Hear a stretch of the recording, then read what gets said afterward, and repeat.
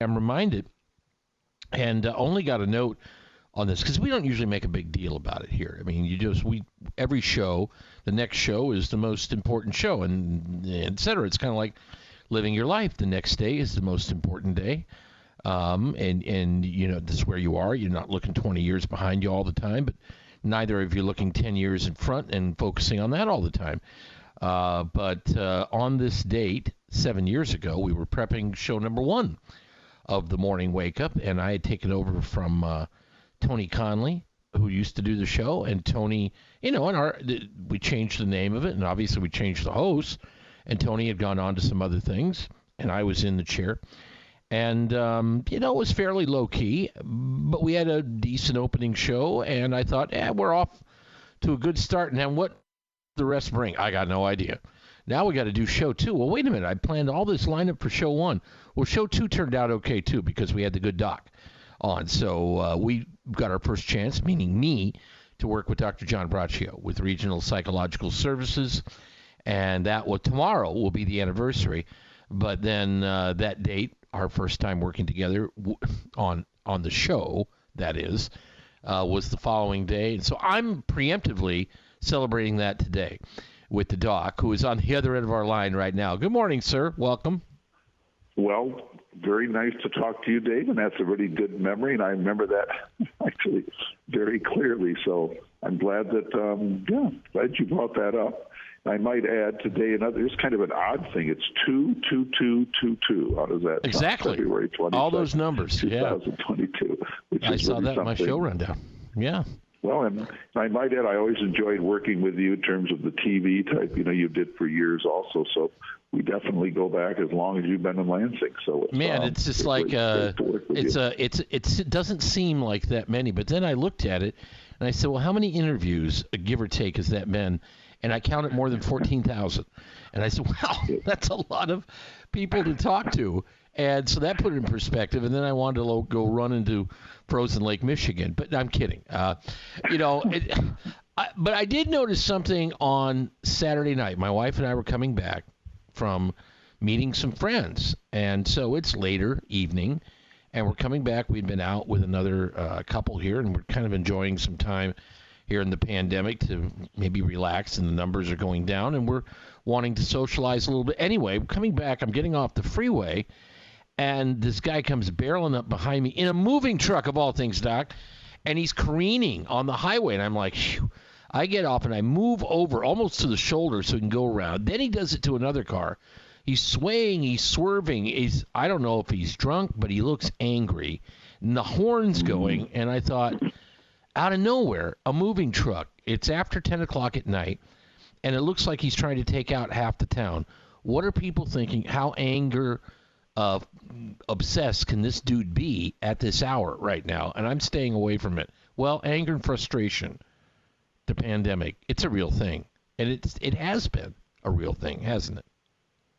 Well, it really has, and it really continues. And there's a lot of anger and frustration in the world, okay, as you live a life, okay, there's a lot of things that people can run into. Of course, how people deal with it is really, important. And I think, just coincidentally, the topic we chose this week relates with when you have Coach Howard at Michigan kind of hitting a person and getting very angry. I'm not saying that's because of the COVID, but I think it does show what anger can do. So it's always a good idea to be working on controlling anger. But again, if you take the last 2 years during the age of COVID, they've been really difficult emotionally. Millions of persons across the globe, really have had issues with this. And even though this particular time things are getting better, which I think is one thing you can certainly work on. But it is really important that we find strategies and techniques really to deal with anger and frustration. And these work whether your anger and frustration is due to COVID or not. But clearly, with people, the restrictions, mask mandates and people this is part of how we're dealing with the pandemic and what it does. Even for the best of persons, it can be a very stressful kind of a thing. So even taking into account things are getting better, and they're going to get better. That's kind of a positive mantra. Things are getting better. But if it's okay, I'd like to mention some of the things that we ought to do to really reduce anger? Sure. I think things like deep breathing, pretty basic, always just breathing in and out, meditation, self-hypnosis, hypnosis, things like exercise, yoga, Pilates, keeping busy, visualization of positive physical settings, and positive memories, just looking at positive things. This is good. Say positive mantras over and over again. Like I said, things are getting better. I'm taking control. I'm moving forward. I'm going to be positive. Mm-hmm. Find humor in even the most difficult circumstances. Humor is really critical at all times. Take a walk. Identify anger and frustration triggers and replace those with positive ones. Play favorite music. Call a friend. Help somebody. Watch a comedy movie. Plan a vacation. Plan a one-day trip. Prepare a favorite meal. Go to a favorite restaurant and really enjoy the experience. Enhance your spirituality. Seek out a trained therapist. The main thing on all these is to change your mind, be positive, move forward, and don't let negativity, negative thoughts consume you. And it does so many people. And, with people being locked in, people being fearful, because we're talking about COVID, and it continues to be a fear and a concern for many people. Things are getting better. Yeah, that's our mantra of the day. We're moving forward. We're taking control. We're going to be getting back to normal. But still, there are fears and the things that people are dealing with. So we really do need to take control of our life and not have anger take us moving forward and do something like Coach Howard did, or, like people, the Woody Hayes we tend to think of, from the past. I really wasn't aware of that, the old Arizona State thing. I wasn't aware of that hitting, if you will, from an old MSU coach. But there's, I'm sure, a lot of history. Yeah, I don't know if you saw. I talked about that with, with Kyle Malin, but my dad and I and my grandpa, we were there at the game. And it just, I can't tell you how shocking. Well, I mean, and the year before, hearing Warren Moon in the city of Seattle, who was an African-American quarterback and got off to a 1-4 start, and I heard language that you would have thought came from Jim Crow circa 1950. Okay, it was awful. Sure. Terrible stuff that made an impact on being a young man at the time. And then to see this happen, and almost like you had to replay it in your mind, like, what did we just see? Did what we just saw actually happen, because it was so shocking? And a year later, it cost him his job, and they litigated and et cetera, but they finally let him go. And he was a very good Spartan player for Biggie Munn back in the day. Yes, he was. And a lot of people will still talk very positively about Frank Kush and say, well, that one moment shouldn't define his career. And yet for me, when I witnessed it, it was a defining moment. I can remember it like it was yesterday. And that's the danger too, isn't it? That anger will end up defining us for one moment. Maybe it shouldn't, but it could. You can end a friendship. I mean, you can end a friendship. Yes. You can end a job. You can have a lot of things.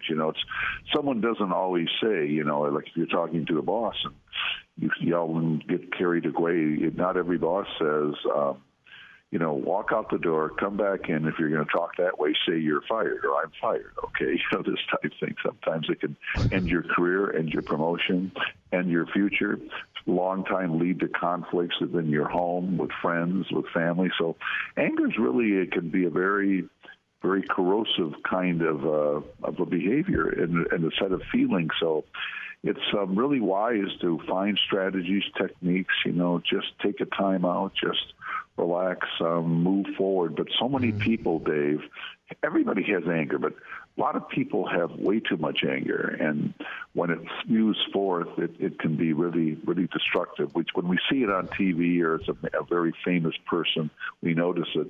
But I deal with these things, and anybody in my work or anyone who lives a life actually is going to run into the negative consequences of anger. So even the old count to 10 is really not a bad. Well, let me ask this, strategy. Doc. It's almost like another segment. I don't want to do that here, especially with our time involved. But people who have pent up anger, do you find that tends to manifest itself in a very negative way if they don't find a way to channel that? And again, using all these techniques that you mentioned, deep breathing, exercise, take a walk, get out, clear your mind. But the pent-up anger, if that goes on long enough, that they really risk quite a bit here? Well, that is true, and unfortunately, pent-up anger will often get a reaction way beyond what happens. Let's say you're really angry and frustrated with somebody, but you've been keeping it inside. So then they do something, kind of the straw that broke the camel's back. Right. And then you can explode and completely, overreact. You can just go nutsy cuckoo, and so you're best to try to get things out. If you're living with a person or a friend or employment, you want to try to just talk about things, get things out, even use humor. Let's say you've all of a sudden come into your kitchen and there's water coming in, you're from the wall, which can be a very horrible thing. And all of a sudden you kind of, before you yell and everything, you kind of say, well, at least I won't have to worry about dying of thirst today. Okay, ha ha ha. Not very funny joke or anything to the point. Honey, you remember when I talked about buying a new boat and you said it was a bad idea? We might need one. Okay. There's always something, right? There's something that can lighten the moment. There's always something, but again, when so often when people react, even with Coach Howard, we really don't know. He's been losing some basketball games, been a tough year. I'm not justifying. I'm just saying that reaction could very well have related to something way beyond that game, something else going on in a person's life, or with Frank Kush, what happened with him. Woody, I think, was just an unreasonable guy forever, and, just happened to get caught at the end with the Clemson player who to his credit, claimed it didn't bother him at all. So, and Bobby Knight, we saw his anger. Oh, boy, it was something. And yet people still say, well, they shouldn't be defined by that. And yet they are. And so if you want that to be part of your legacy, keep walking down that path. If not, take a few of these tips and see if you can maybe veer off into a more positive way. The good doctor with us, Dr. John Braccio. Could I say one positive thing, though, Dave? I really do think if somebody has a great career and it ends on a sad note, it is horrible. It is always good to put some perspective on it. But you're right, for many people, that will be the defining moment for them. So I agree with you. Yeah, and that's unfortunate, but it's also something that you're not necessarily able to change that collective group think. Regional Psychological Services in East Lansing. The place for the podcast is drjohnb.com. Always good to talk to you, my friend. Let's do it. We're doing it. We'll start year number 8. That'll be next 7 week. 7 years and the beginning of year 8. Very good, my friend. Bye-bye. Very nice. We'll talk to you next week. 1320 Morning Wake Up. We're right back. WILS.